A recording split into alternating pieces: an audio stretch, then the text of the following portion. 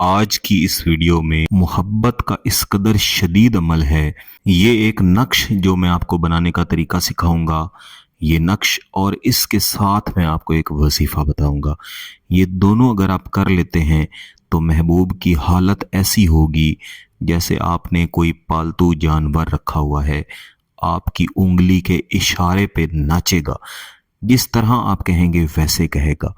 آپ ناراض ہوں گے، اسے اپنی موت نظر آئے گی. آپ اس کے ساتھ خوش ہوں گے، وہ خود زبان سے بول کے کہے گا کہ میں دوبارہ زندگی کی طرف لوٹ آیا ہوں. آپ سے ناراض ہونا تو دور کی بات، وہ آپ سے دور ہونے کا سوچے گا بھی اس کی سانس بند ہوگی. یہ عمل بالخصوص ایسے محبوب کے لیے ضرور کریں جو انتہائی مغرور ہے.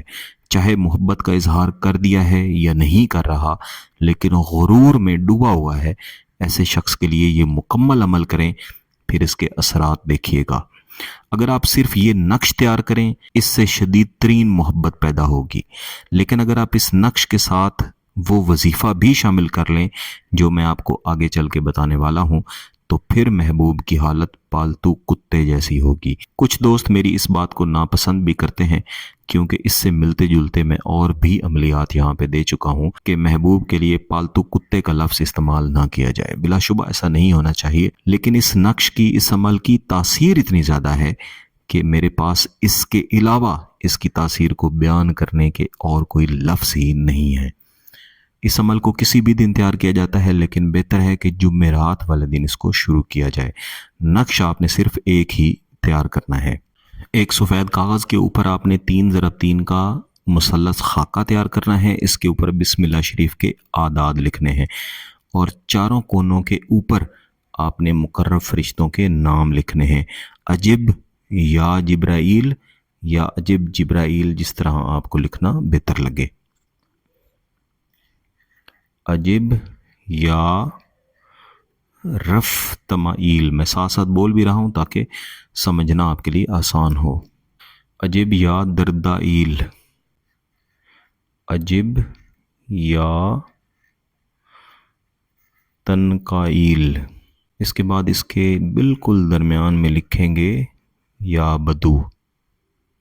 پھر اس میں اعداد لکھیں گے 9 4 7 1 1 2 3 2 1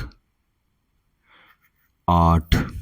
اب میں آپ کو اس نقش کے ساتھ پڑھا جانے والا وظیفہ بھی بتا دیتا ہوں.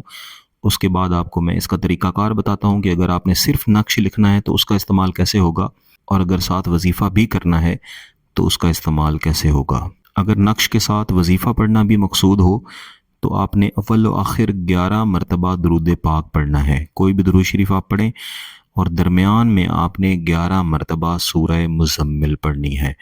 اور آپ نے تصور تسخیر کا رکھنا ہے، یعنی محبوب کی حالت آپ کی محبت میں، آپ کی جائز محبت میں ایسے ہو جس طرح پالتو جانور رکھا ہوتا ہے. یعنی پہلے آپ نے 11 مرتبہ درود پاک پڑھا، اس کے بعد 11 مرتبہ سورہ مزمل پڑھی، اس کے بعد دوبارہ سے 11 مرتبہ درود پاک پڑھ کے اللہ کے حضور اپنی جائز مقصد کے لیے آپ نے دعا کرنی ہے. یہ تمام عمل کرتے اور لکھتے وقت آپ کا جسم پاک صاف اور باوضو حالت میں ہونا چاہیے.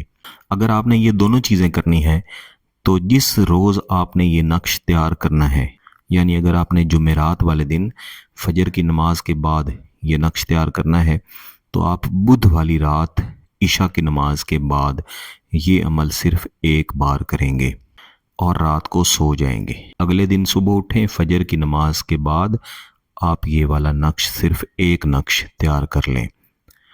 اگر فجر کی نماز کے بعد نہیں کر سکتے تو پھر کسی بھی نماز کے بعد کریں، لیکن عصر کی نماز کے بعد اور اس کے بعد کے وقت میں یہ نقش آپ تیار نہ کریں.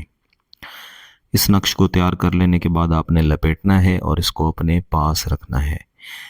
جتنا عرصہ یہ نقش آپ کے پاس رہے گا اتنا عرصہ محبوب آپ کے سامنے اس طرح رہے گا جیسے آپ نے اس کو پالتو رکھا ہوا ہے. آپ کے اشارے پہ چلے گا، ایک اشارہ کریں گے بھاگا بھاگا آپ کے پیچھے آئے گا. لیکن آپ کا مقصد جائز ہونا چاہیے، ناجائز مقصد نہیں ہونا چاہیے. اس میں ایک شرط ضرور ہے، اس وظیفہ کو کر لینے اور اس نقش کو لکھ لینے کے بعد آپ نے کم از کم 3 غریبوں مسکینوں کا एक वक्त का खाना खिलाना है या फिर इसकी रकम आपने किसी भी गरीब को बतौर सदका लाजमी देनी है। सदका करने से एक तो आप किसी भी अमल के बुरे असरात से बच जाते हैं, दूसरा कोई भी अमल हो उसकी तासीर में इजाफा हो जाता है। ये सिर्फ एक दिन का अमल है, लेकिन अगर आप इसकी तासीर को बढ़ाना चाहते हैं तो आप इसको 3 दिन तक कर सकते हैं। अगर आपका मकसद जायज़ है, इस अमल की इजाज़त चाहते हैं, तो गिलानी साहब यूट्यूब चैनल को सब्सक्राइब कर लें, घंटी का बटन दबा दें और इस वीडियो को लाइक ज़रूर कीजिएगा। किसी बात की समझ ना आए तो इस वीडियो को दोबारा देखें, फिर भी समझ ना आए तो व्हाट्सएप पे रब्ता कर सकते हैं। बहुत बहुत शुक्रिया। अल्लाह हाफ़िज़।